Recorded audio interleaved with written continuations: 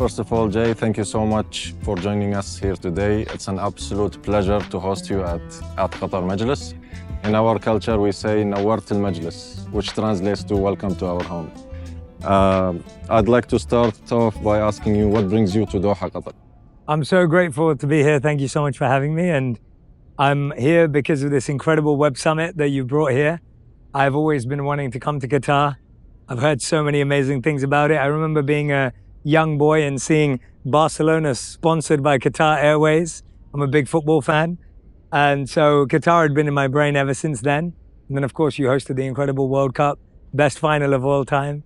And so I've always wanted to come here. This is my first time. I feel so grateful to be here. Thank you for having me. It's amazing to have you here. And a lot of people were patiently waiting for you to visit Qatar. Oh, thank you. I'd like to start off by asking you, why has podcasting been such a powerful vehicle for your message? I think there's nothing more intimate than a podcast, because if you think about it, we don't speak to that many people on the phone anymore. Everything's visual. But there was something really special when the phone used to ring in your home, or your phone used to ring and you'd pick it up and you'd listen to someone's voice.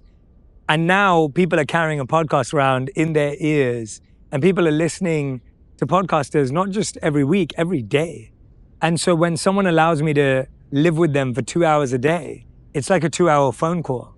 And so when people come up to me and they say, Jay, I feel like I know you, the truth is they do, because when you've been speaking to someone's ear for 2 hours a day, there's nothing more intimate than that. There's nothing more connected than that. So I think people are having a really deeper experience. Podcasting is something you have to be present for. And I think in today's distracted world, you don't find many ways that we're that present with media. And so I think it's been an amazing format to see how people are actually present every day for 2 hours to really connect that deeply. So that's why I think podcasting has been so amazing. It is indeed amazing. I'd like to ask you next, how do you craft engaging narratives that connect with a global audience, for example? I really believe that wisdom is timeless and it's universal. Wisdom, by definition, is something that can connect with anyone, no matter what language they speak, no matter where they're from, because it resonates with the heart. It's the language of the soul. When you hear a piece of advice and wisdom that's based on 5,000 years old knowledge, there's a reason why it's lasted 5,000 years. And I think each and every one of us feels that within our hearts, within our minds, within our souls. And so for me, when I'm crafting narrative or story or whatever it may be, there's a beautiful quote from Ivan Pavlov. And in that he said, if you want a new idea, read an old book. And I love that insight, because I realized that all of our problems today, they're all the same problems that humanity has had for thousands of years. And so when we speak to that, it doesn't matter whether it's the latest technology or AI or whatever it may be, we all feel its presence in our heart because it's who we are, it's our source. And so for me, the narrative that feels the most genuine to me is wisdom that has come way before us. And my job is to try and share it in a relevant, practical and accessible way. I think for a long time, wisdom felt like it was only reserved for a few people. And I'm so grateful that I got to be a part of sharing it and making wisdom go viral, which was my aspiration when I started. I'm so grateful that billions of people now are accessing wisdom that they deserve to have and have a right to have. Yeah, history repeats itself. Exactly. Say that a lot. I'm sure you receive a lot of feedback for your content. How do you incorporate that feedback into your content, into your narratives? We ask all the time. I want to know what questions my audience wants answered. I want to know what their challenges are. I think one of the biggest challenges we have today is we don't understand what people are struggling with. When people say someone's out of touch, it means we don't really know what people are struggling with, what they're challenged by, what their pains are in life. And I think for me, I'm constantly speaking to people offline. I think you can do a lot of research online, but I think it's conversations like these. It's conversations like I'm having with people in the hallway. It's conversations that I'm having with the gentleman who was driving us this morning in the taxi, and he's telling me about his life and what he's going through. It's conversations like that that I think I feed into the content. So to me, it's not only about asking Instagram, hey, what do you want me to talk about? It's actually sitting with real people, having real conversations and asking real questions. And that way you're never, ever running out of content because people are never, ever running out of challenges. I think it's really, really important that we connect offline and as humans to really be empathetic and compassionate to each other's challenges. That's true. In our culture, the Majlis, this Majlis Is meant for that. is meant for that. The importance of face-to-face. These settings put the technology away for a bit. Yes. I'm curious about how do you decide on the content you pick for your interviews? The content I pick for my interviews is all based around how do we get to know the human in a way that no one else knows them? How do we get to know a side of that human that you don't see? So a lot of people that I'll interview, they'll do 3-minute interviews on television. And in 3 minutes, what can you understand about a human? So I'm always thinking, how can I get someone the deeper, most truthful, most honest, most purposeful part of that human? Because I believe it exists in all of us, but it needs to be mined. Because we're all used to being asked, hey, how's your day going? And we say, yeah, my day's good. And how's life? Oh, it's busy, doing the thing. And we're used to those answers.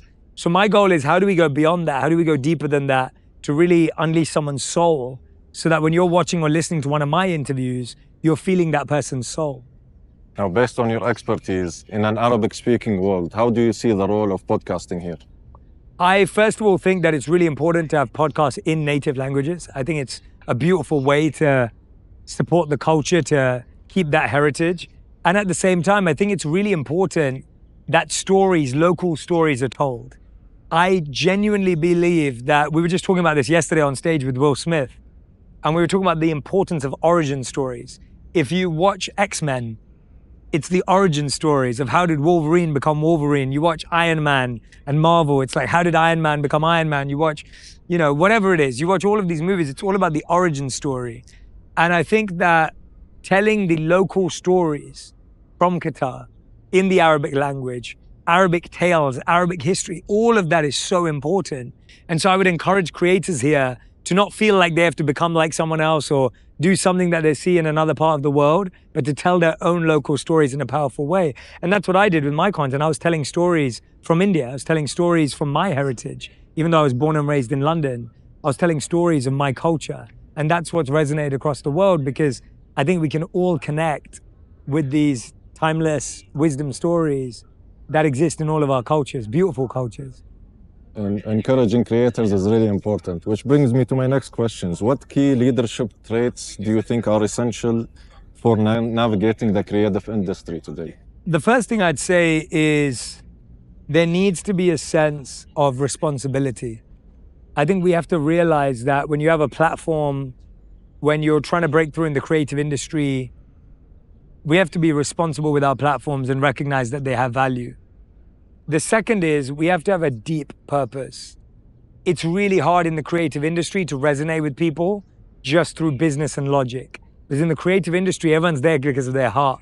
Generally, people in the creative industry didn't get into it to build a business. That wasn't their primary motive. Their primary motive was to share an experience, to heal something within their heart, to share a story that they believed wasn't out there in the world. And so it's so important that we come in with a deep sense of purpose. And the third, I think, is humility. The creative industry is always changing. The landscape is always changing. The rules are always changing. What works today on the algorithm won't work tomorrow. What worked yesterday doesn't work today.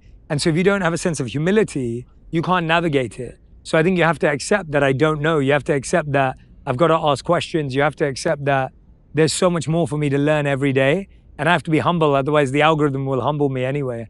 And so I have to be open to learning again. That's amazing. And in terms of the upcoming generations, we call them the rising stars, what advice do you have for young creators looking to build meaningful digital communities? I'd say the first thing is, when you have only 4 comments, reply to 4 comments. When you have 4 likes, be grateful for those 4 likes. When you have 4 views, be so appreciative that you have 4 views. And your community will grow because you valued your community. I think we often think, when I have a big community, it will be amazing. But the truth is, I remember when I first started creating content, I remember replying to maybe the first 10, 20, 30,000 comments that I ever received, or DMs that I received, because I just felt so grateful. It took me hours and hours and days and days and days, but there was value in that because it made me understand what people were resonating with. It let me connect with them. I read some beautiful messages, people saying that my video stopped them from committing suicide, that it helped them through a breakup, that it helped them with their mental health. It makes you realize that behind this number of likes is a human. Behind this number of views is a human. Behind this number of comments is a human. And so I think your community doesn't have to be large for you to care about it. And when you care about the little community you have, you'll get a bigger community to care for. So don't feel that it's unfair, or don't feel that you're losing because you have 4 likes or 4 comments. Those 4 people will tell 4 people, and then you'll have 16. And those 16 people will tell more people, and you'll have more. And so I think it's valuing what you have rather than looking at it as I failed or I made a mistake or it's not working out. Exactly. It also feels amazing to know that you touched people's lives. 100%. I have one final question to ask you. How can Qatar position itself as a hub for podcasting and digital storytelling in this region? Well, one thing I'm really blown away by what Qatar's doing is this investment that you have in your own people, your own community, just shows that you really value not only podcasting and the digital landscape, but the future of your country. And I think it's admirable that the leaders here are investing in young creators. I really do. I think it's so special and remarkable that there's such a thoughtfulness about this. The best thing that Qatar can do is to continue to invest in its own talent. I believe there are so many talented people here who have amazing stories to tell. And if you could, over the next few years, mine the top 5, the top 10, the top 100, the top 1,000 creators and give them the support, the facilities, the resources to create global brands, I think it's going to be an incredible story that we'll get to look back in 5-10 years' time and we'll say, hey, do you remember year 2 of Web Summit? Yeah. And look what came from that. And so I think you're already on track.